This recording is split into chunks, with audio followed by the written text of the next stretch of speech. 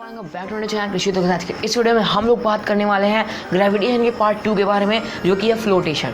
Flotation आपके लिए थोड़ा नया नाम होगा क्योंकि फ्लोटेशन ऐसा नाम ऐसे एनसीईआरटी बुक में कहीं भी मेंशन नहीं किया गया है, लेकिन मेरे पास एक रेफरेंस बुक है। फ्लोटेशन चैप्टर के अंदर जितने भी आपके ग्रेविटेशन चैप्टर में बचे हुए कॉन्सेप्ट्स मैंने पिछले वीडियो में नहीं कवर किए थे वो हैं, मतलब thrust, pressure, Bayern force, Archimedes principal, density, relative density, ये सब जो चीज़ें हैं ये सारी की सारी कवर होती हैं फ्लोटेशन चैप्टर के अंदर। एक रेफरेंस बुक है मेरे पास उसमें, तो मैंने सोचा फ्लोटेशन नाम सही रहेगा इस चैप्टर के लिए। तो फ्लोटेशन चैप्टर के लिए आज हम लोग बात करने वाले इस वीडियो में। So start the video now.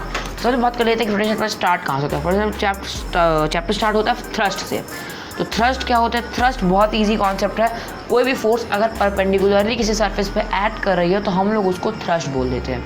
मतलब अगर मैं इस हाथ को लूँ और अगर अपने ऐसे यहाँ पे परपेंडिकुलर ऐसे डालूँ तो परपेंडिकुलरली जो फोर्स वर्क करेगी हाथ को नीचे ले जाने के लिए, उस फोर्स को हम लोग थ्रस्ट कहते हैं, थ्रस्ट का नाम देते हैं। बहुत ईजी कॉन्सेप्ट होता है थ्रस्ट। उसके बाद आता है प्रेशर। प्रेशर होता है फोर्स पर यूनिट एरिया। मतलब आप कोई पर यूनिट एरिया ले लीजिए, आप कोई एक टाइल ले लीजिए, एक टाइल्स ले लीजिए, मतलब अपने जो इतने फ्लोर होगा उसका कोई एक टाइल से एक टुकड़ा ले लीजिए, तो उसे खड़े हो जाइए।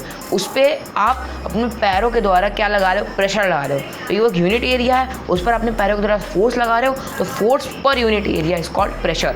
और प्रेशर का फॉर्मूला यही, force per unit area, force upon area. और उसके बाद या फिर थ्रस्ट अपॉन एरिया भी कह सकते हैं अगर परपेंडिकुलरली फोर्स लग रहा है तो।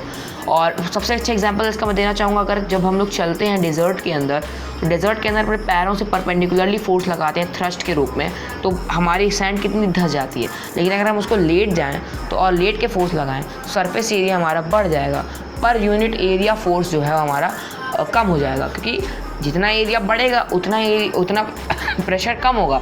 हाँ, ये कॉन्सेप्ट भी हो सकता है। मतलब अगर आप चाहो याद करने के लिए तो ये भी याद कर सकते हो कि pressure is directly proportional to the lesser the surface. मतलब जितनी कम सरफेस होगी उतनी ज़्यादा प्रेशर होगी, जितनी ज़्यादा सरफेस होगी उतनी कम प्रेशर होगी।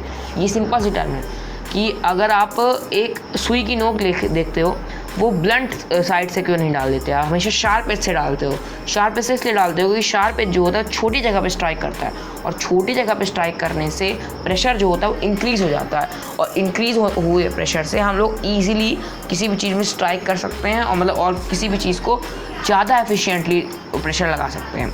जैसे अगर आप जैसे आपने देखा होगा कि 2 उंगली से कई लोग ऐसे छेद कर देते हैं, वो 2 उंगली का इतना कम एरिया होता है वो, और उनकी मसल पावर इतनी ज़्यादा होती है कि वो जो प्रेशर होता है वो इतना ज़्यादा एक्सर्ट करते हैं कि किसी भी चीज़ में होल हो जाता है। ये होता है सिंपल सा कॉन्सेप्ट प्रेशर का। और मतलब एक ऐसा कॉन्सेप्ट भी कह सकते हैं कि प्रेशर से कैसे प्रेशर चेंज होता है। मतलब क्या नाम है, अगर आप परपेंडिकुलर प्रेशर लगाते हो तो आपका प्रेशर जो होता है वो ज़्यादा लगता है, थ्रस्ट लगता है।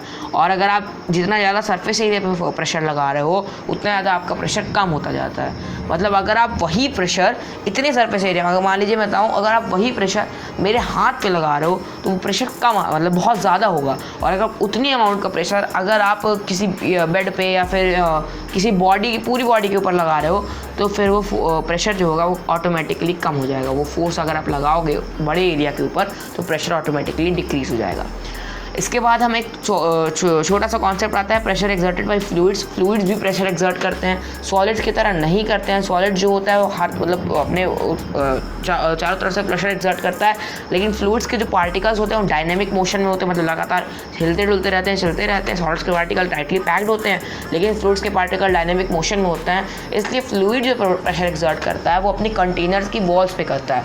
मतलब जब आप पानी को कंटेन करोगे किसी बीकर में, ग्लास में, तो आप देखोगे कि जो पानी का प्रेशर है वो बेसिकली उसकी इंटरनल सरफेस पे जाता है, मतलब वो उसकी वॉल्स पे जाता है, ना कि बीच में रहता है। वो वॉल्स पे प्रेशर लगाता है पानी, क्योंकि उसके पार्टिकल्स जो होते हैं वो डायनेमिक मोशन में होते हैं। सॉरी, फ्लूइड्स भी ऐसा ही करते हैं। मतलब अगर आप गैसेस को भी कंटेन करोगे तो भी आप यही देखोगे कि वो भी वॉल्स पे ही प्रेशर लगाती हैं। और मैं आपको एक रैंडम सा फैक्ट बताना चाहता हूँ कि हमारी बॉडी के ऊपर एक एटमॉस्फेयर इतना प्रेशर लगाती है हमारे सर के ऊपर कि करीब 900 या 1900 कार्स हमारी बॉडी के ऊपर रखी हूँ, इतना प्रेशर लगता है। लेकिन हमारी बॉडी भी उस प्रेशर को मेंटेन की रहती है। अगर हमारी बॉडी उस प्रेशर को मेंटेन करना बंद करते हैं तो आप सोचिए कि 1900 कार आपके ऊपर गिर रही हैं, कितना ही प्रेशर लग रहा होगा। एक एटमॉस्फेयर हमारे बॉडी को उतना प्रेशर लगाती है। उसके बाद मैं आपको एक छोटा सा कॉन्सेप्ट और बताना चाहूँगा कि छोटा सा नहीं, बेसिकली बहुत बड़ा कॉन्सेप्ट है बायंसी का, लेकिन मेरे लिए बहुत छोटा सा कॉन्सेप्ट है क्योंकि इतना इजी कॉन्सेप्ट मैंने आज तक नहीं देखा और मैंने कई बार इसको पहले ही ऑब्जर्व किया था। आप देखोगे कि जब भी आप मतलब पानी के अंदर जाते हो तो पानी भी आपके ऊपर एक फोर्स एक्सर्ट करता है। और मैंने इसका सबसे अच्छा एग्जांपल लिया था, एक मैं ग्लास लिया था, ग्लास को आप कई बार आप लोगों ने भी किया होगा, आपने उसको ऐसे पानी के अंदर डाला होगा तो थोड़ी मतलब नेक के नीचे तक तो चली जाती है वो, लेकिन उसके बाद उसको कम्प्लीटली इमर्स करने के लिए आपको जो फोर्स लगाना पड़ता है, तो आप उसको फोर्स लगाते हो और फिर भी आप अगर उसको हल्का सी फोर्स कम कर दिए तो तुरंत ऊपर आ जाती है। वो ऐसा इसलिए होता है क्योंकि जो बायंट फोर्स है वो उसको अपोजिट डायरेक्शन में ऊपर की तरफ एक्ट हो रही है और वो उसको जो ऑब्जेक्ट नीचे की तरफ जाने चाहिए थे उसको ऊपर की तरफ ढकेल रही है, और ऑब्जेक्ट नीचे जाने की बजाय मतलब नीचे जाने की बजाय नीचे तो आपकी फोर्स की वजह से जा रही है ना, आपने फोर्स हटा लिया तो वापस से वो ऊपर आती है।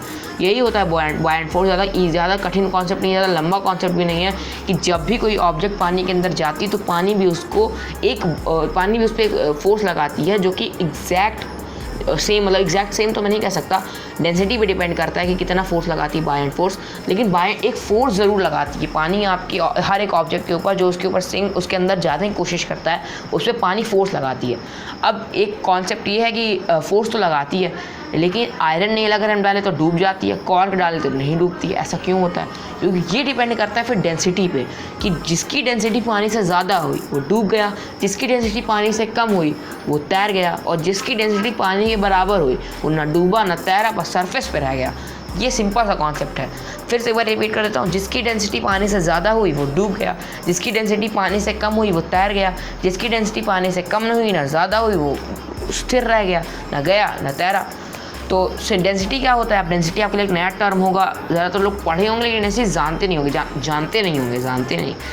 डेंसिटी होता है मास अपॉन वॉल्यूम। कितना मास पैक्ड है पर वॉल्यूम में। अगर आप एक किलोग्राम कोई चीज़ लेंगे उसके अंदर कितना मास पैक्ड है ये बताती है डेंसिटी, और इसी पर डिपेंड करता है कि कोई ऑब्जेक्ट डूबेगी कि तैरेगी। तो डेंसिटी का फॉर्मूला होता है D = m/v, और इससे आप निकाल सकते हो, अगर आप इजीली निकाल सकते हो। अगर आपको मास और वो दिया हो वॉल्यूम तो आप इजी, हम तो वेलोसिटी नहीं है, वी का मतलब वॉल्यूम है, तो आप डेंसिटी बहुत ईजिली निकाल सकते हो किसी ऑब्जेक्ट की। और डेंसिटी किसी ऑब्जेक्ट की निकालने के बाद आप उसको पानी से कंपेयर कर सकते हो। अगर आपको पानी में डुबाना है तो फिर जिस भी लिक्विड में डुबाना है उसकी कंपेयर कर लो, ज़्यादा हुई तो डूब जाएगी, कम हुई तो तैर जाएगी, नहीं बराबर हुई तो कुछ नहीं करेगी, मतलब सरफेस पर रहेगी, वो ना तैरेगी ना डूबेगी। सिंपल सी बात है। और किसी भी लिक्विड अगर पानी से चाहिए तो आपको रिलेटिव डेंसिटी निकालनी पड़ेगी, मतलब एक रिलेटिव डेंसिटी टर्म दे दिया गया पानी के, the density in respective to water is called relative density. Simple सी बात है कि पानी से अगर आपको डेंसिटी निकालनी हो, पानी के कंपैरिजन में, ज़्यादातर लोग पानी में डुबाते हैं चीज़ें, तो उन्हें जानना होता है कि चीज़ पानी में डूबेगी कि नहीं, तो फिर रिलेटिव डेंसिटी यूज़ हो जाती है।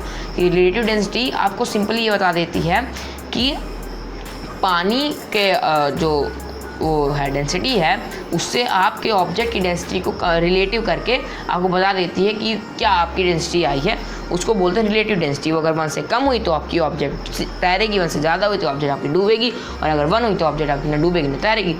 अब एक बहुत इंपॉर्टेंट कॉन्सेप्ट आ जाता है, रिलेटिव डेंसिटी बात का था लेकिन मैंने इसको अभी कवर कर दिया, तो सबसे लास्ट टॉपिक था चैप्टर का। अब ये वाला सबसे लास्ट टॉपिक हो गया है आर्किमिडीज प्रिंसिपल। भाई साहब सबसे इजी प्रिंसिपल यार, ये जो बंदे ने इतना चिरान मचाया है यूरेका करके, वो इतना इजी कॉन्सेप्ट है यूरेका। तो भाई बंदे ने क्या ही बकचोदी पेल रखी है यार, यूरेका बोल के। इतना इजी कॉन्सेप्ट है आर्किमिडीज प्रिंसिपल। सिंपली यही कहना चाहता है कि भैया जब तुम कोई ऑब्जेक्ट को फुल्ली या पार्शली इमर्स कर दोगे आप पानी के अंदर, वॉल्यूम के अंदर, जिस भी चीज़ के अंदर, तो उसको उतना ही अमाउंट ऑफ, उतना ही बॉयंट फोर्स उस पर एक्सपीरियंस होगा जितना उसका वेट होगा, जितना वो फ्लूइड डिस्प्लेस करेगा। तुमने अगर 1 किलो की चीज़ उसके अंदर डाल दी तो जितना वो फ्लूइड डिस्प्लेस करेगा उसके बराबर उसके ऊपर बॉयंट फोर्स लगेगा। अब ये सिंपल सी बात, ये बहुत इंपॉर्टेंट यहाँ पे आप कैच है, बहुत ही ईजी, मतलब बहुत ही ज़्यादा थोड़ा नोटिसेबल कैच है कि ऑब्जेक्ट की ना वेट नेसेसरी होता है, ना ऑब्जेक्ट की शेप नेसेसरी होती है। सिर्फ कितना पानी निकाला भाई तुमने, कितना पानी तुमने डिस्प्लेस किया, ये ज़रूरी होता है ये पता करने के लिए कि उस पर बॉयंट फोर्स कितना एक्ट करने वाला है। तो यही कहता है Archimedes when an object is fully और इमर्सली, मतलब फुल्ली और partially immersed into water, then it experiences an upward force या फिर बुआयंट फोर्स, जो भी आप कहना चाहो, equal to the weight of the displaced fluid. मतलब जितना उसने डिस्प्लेस किया है पानी, उसके बराबर उसके ऊपर एक अपवर्ड फ्लो फोर्स लगती है। सिंपल सी बात है। और अब अगर आप मैं एग्जांपल इसके दूँ कि आप कहाँ कहाँ अप्लाई होता है, आप शिप बनाने में ले लीजिए। शिप बनाने में इसका एप्लीकेशन इस तरह होता है कि शिप की डिज़ाइन इस तरह की आती है ताकि बहुत सारा पानी डिस्प्लेस करे, और जब वो बहुत सारा पानी डिस्प्लेस करेगा तो बायंट फोर्स बहुत सारी लगेगी, और जब बहुत सारी बायंट फोर्स लगेगी तो उसे सरफेस लेवल पे बने रहने में बहुत ज़्यादा मदद करेगी। सिंपल सी बात है। बहुत सारे और एप्लीकेशन आपके बुक में पढ़े होंगे, लिखे होंगे, उसको आप पढ़ लीजिएगा और बहुत ज़्यादा ईजिली ये आर्किमिडीज प्रिंसिपल आपको समझ में आ जाएगा, क्योंकि बहुत ईजी चीज़ है। आप इसको नोटिस भी करते होगे, जब भी आप कोई ऑब्जेक्ट को पानी के अंदर डालते हो तो कुछ ना कुछ अमाउंट ऑफ फ्लूइड वो डिस्प्लेस करती है, और जितना वो अमाउंट ऑफ फ्लूइड वो डिस्प्लेस करती है उसी के इक्वल उसके ऊपर फोर्स लगती है पानी के द्वारा। सिंपल सी बात है। अभी बायंट फोर्स मैंने आपको एक्सप्लेन की, वही बायंट फोर्स लगती है उतने ही अमाउंट में, मतलब कितनी लगती है ये भी आपको उस टाइम पे डाउट आ सकता है। तो इतनी लगती है जितना वो फ्लूइड डिस्प्लेस करता है, जितना वो ऑब्जेक्ट फ्लूइड डिस्प्लेस करता है उसी अमाउंट की उस पर बायंट फोर्स लगती है। तो दैट्स इट टुडेज़ वीडियो। मैंने आपको सारे कॉन्सेप्ट बता दिए, ग्रेविटेशन के भी पिछले वीडियो में बता दिए, ग्रेविटेशन के इस वीडियो में बता दिए हैं। सारे कुछ आपको समझ में आ ही गया होगा। अगर नहीं समझ में आया तो कमेंट कर दीजिए, मैं आपकी क्वेरीज को क्लियर कर दूंगा। That's it today's video. So you can see next video. हाँ भाई इंस्टाग्राम पे भी फॉलो कर सकते हो, हाई इट्स अथर। अगर आपको मेरी पर्सनल चीज़ों में जानकारी है, मेरी फोटो वोटो अच्छी लगती है, मेरी पर्सनल स्टोरी बकचोदी अच्छी लगती है तो फॉलो कर लेना प्लीज़।